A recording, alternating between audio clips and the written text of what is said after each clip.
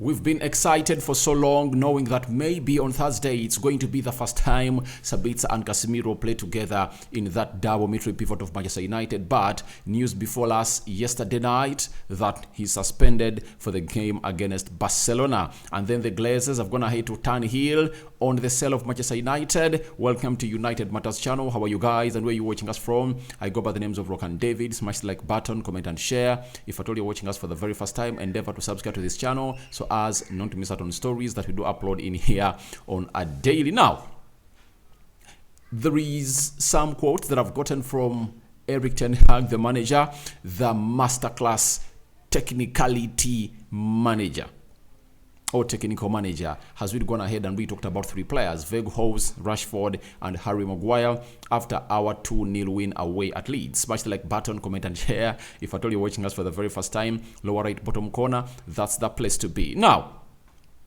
Casemiro had a chance to play his first game with Sabitzer in the game of Nottingham Forest, but the work permit of Sabitzer had not yet gotten done. Then we expected them to play together as United plays Crystal Palace, and the manager started with Casemiro and Freddy. Then before Sabitzer came on through, Casemiro found himself getting a red card, suspended for 3 games.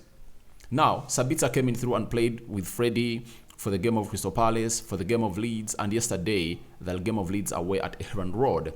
But we've seen the quality of Sabitzer and what he brings to the team. And most of us yesterday, when I was doing the match reaction, you guys were excited about how it's going to be when Sabitzer is playing with Casemiro in Camp Nou, or the Spotify Stadium in Catalonia against Barcelona on Thursday. But after that game, we got to know that Sabitzer is really suspended out of that game. And most of you are asking yourselves, why is he suspended? Now, the reason as to why Sabitzer is suspended has been really portrayed out by UEFA, and here it is. Sabitzer is suspended because he's suspended for the Barca game because he picked up 3 yellow cards in the Champions League group stages for Bayern Munich, with the 3rd received in their final group game. This meant he was due to be suspended for the first leg of Bayern's last 16 against PSG until he switched clubs. Now, Sabitzer accumulated 3 yellow cards in the group stages of the Champions League. That's it. So that has gone ahead to keep him out of the game of Barcelona. And what does the UEFA rule say?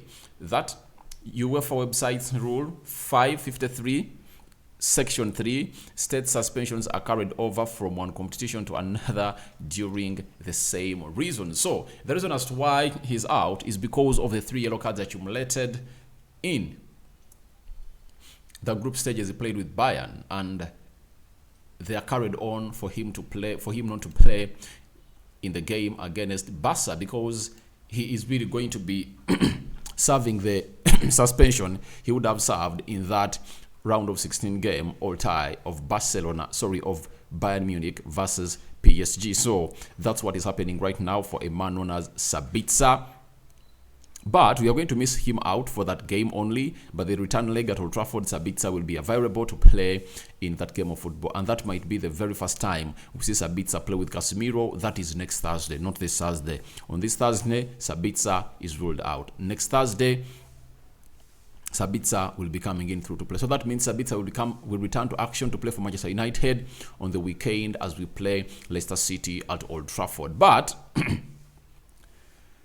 I believe that certain things come and are being judged as bad, but sometimes they help us. You know, when you look at the game of United, they're going to play away at Barca. I think a lot of energy is going to be required, but the good thing is that Casemiro is back. He's back and is going to be playing for that game away at Barcelona. And I think tomorrow I'm going to come up with that match preview of Barcelona versus Manchester United. Barcelona has kept very many clean sheets. They are unbeaten in very many games, and they are on fire. They are on form. But they are also having players that are really out, as us, with Ericsson, Anton Martial, Anthony, Scott McTominay, Sabitzer suspended. Lisandro Martinez is also suspended because he's another player that is not going to be part of this game because he accumulated very many cards in the group stages, and he's not going to take part into the fixture that United is going to play away in Barcelona. But I believe let him rest, because you never know. He might even get an injury down in Barca. So let Casemiro come in through to play with Fred, maybe in the double pivot, and obviously try to see to it that we really get in a result from that stadium of Barcelona. So Sabitzer is suspended, and the reason as why he's suspended has been given to you. He's having 3 yellow cards in the group stages of the Champions League when he was playing for Bayern Munich. So they are carried on because UEFA, Europa League, and Champions League are all under UEFA, so they are the same tournaments, and that's why the lad is really suspended. So I know most of you are really going to be hit bad because of Sabitzer, but the good thing is that Casemiro is back. Isn't that another reason to really give you a smile onto your face? Don't you think so, that you should smile? So I believe Sabitzer will be missed, and the reason as to why I think he's going to be missed is simple. We wanted that chemistry between him and Casemiro to grow, because they're just going to have the next Thursday to play together. But if at all they were going to play these 2 games together, that chemistry would have built up together very well, to see to it that by the time we play against Newcastle at Wembley on the 26th of February, they already know themselves together. And you saw how it happened with Freddie playing with Sabitzer for the second time, or for the first time starting together against Leeds. You saw that there was miscommunication, mispositioning.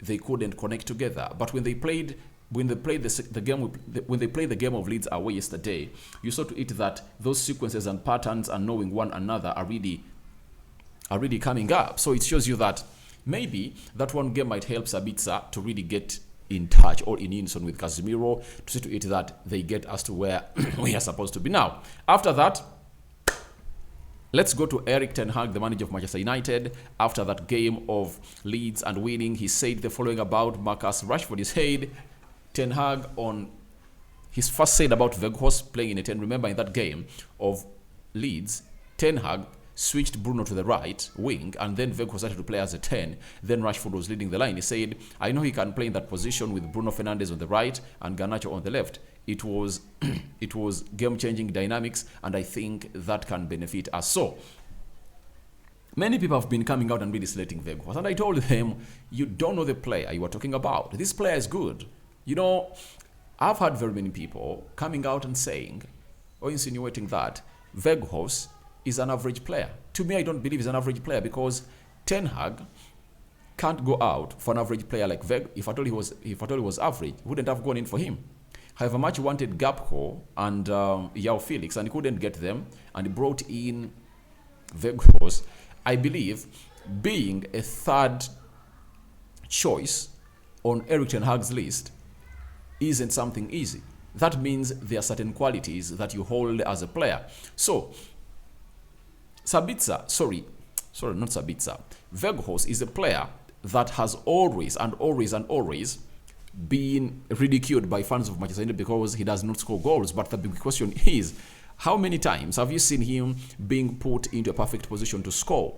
The goal he scores against Nottingham, the only goal he scored for Manchester United, is a rebounder from the goalkeeper. The ball deflects off the goalkeeper, and it finds him well positioned, and it slides into the ball and puts it at the back of the net. That's it. Yesterday, he got himself an assist when he was given a new role as a number 10 for Manchester United, because the manager knew it that he's really a good player that can hold up the ball very well, and he can win those aerial duels. And people never even saw this, but look through the build-up of the first goal. It's Sabitzer who plays a pass that is intricating and inviting to out Weghorst. Weghorst controls it well. He plays it to Freddie. Freddie plays it to Bruno. I think Freddie plays it back to Sabitzer. Sabitzer plays it to Bruno. Bruno does a return pass. And obviously, Sabitzer goes in for a switch play onto the blind side that found Luke Shaw and really brought in the cross, and Rashford scores. All those efforts are not recognized by these people. You know, if you're a fan who watches football, if at all you want to enjoy football and understand it better, look into the entire build-up of the goal. You get? And to make it worse, people never even recognize his assist that he really put up for Alejandro Garnacho. People are not so sounding about it, yet that is what the manager is talking about, that change of dynamics. And the player known as Weghorst went in through and played there very well. After playing there very well, he has an assist. Being played in the number 10 position for the very first time for Manchester United, he bangs in an assist. So it shows you how good Weghorst has proven to be, that he can be on the field with Marcus Rashford when all of them are really playing the leading or the striking role, but Rashford leading the line and Weghorst playing behind him. So that's what he said about Weghorst, and to me Weghorst played really a very good game yesterday at Aaron Road, and you need to put respect onto the name of the lad. Then on Marcus Rashford, the gaffer had the following to say, that on if Marcus Rashford is the best striker in Europe currently, despite one of them, I was convinced from the first moment. I was really excited to work with him. I can get more out of him.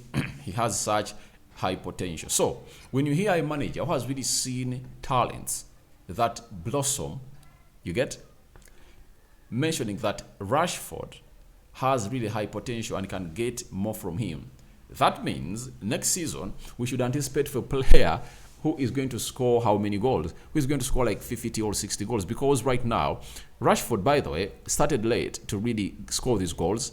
The manager predicted that he's going to score 20 goals in the Premier League, and right now he has 12. 8 to go. His tally this year is 21 with 8 assists.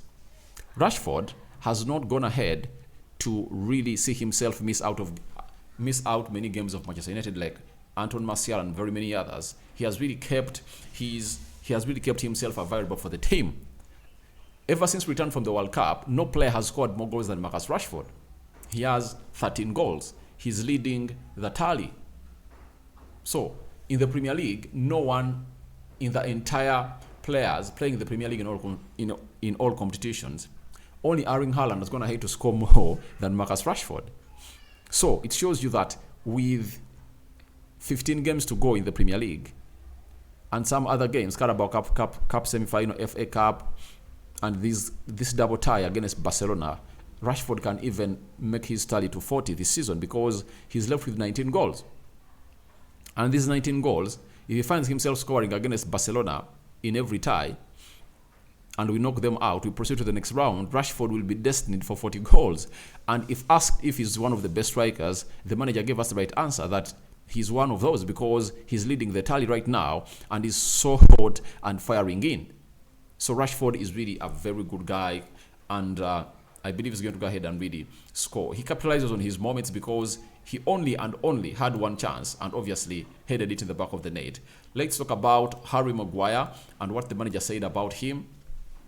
He said he will play his games. Definitely, we need him. He is a good player, but we have competition, top quality in the back line, nice internal competition, and we need that as a team to win games. Ten Hag will come out and defend players. That's it. But the fact is,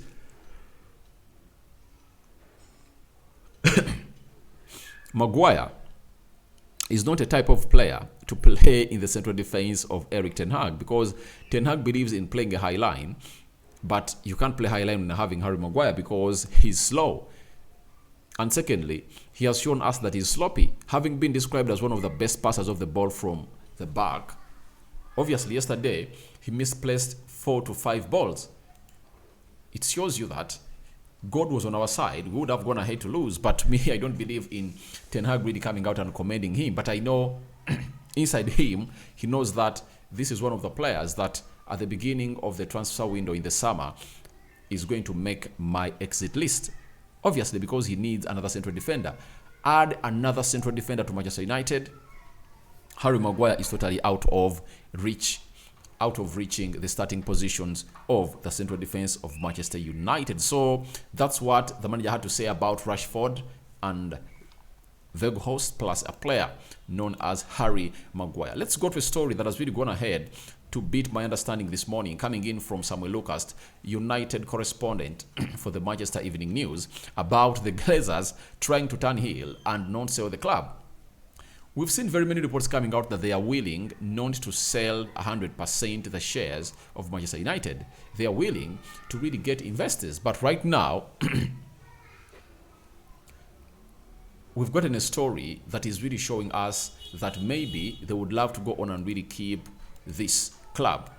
They are telling us that is Samuel Lucas, that the Manchester United co-chairman Joe Glazer and Avram Glazer are exploring the possibility of buying out their four siblings on the club board as prospective investors prepare to submit their proposals. Now, it looks like they are sensing something that is really going to happen. You get? They are sensing something, and they look like we might get in a lot of money if at all we buy this one out, or we can try to really do the needful and elongate our stay here.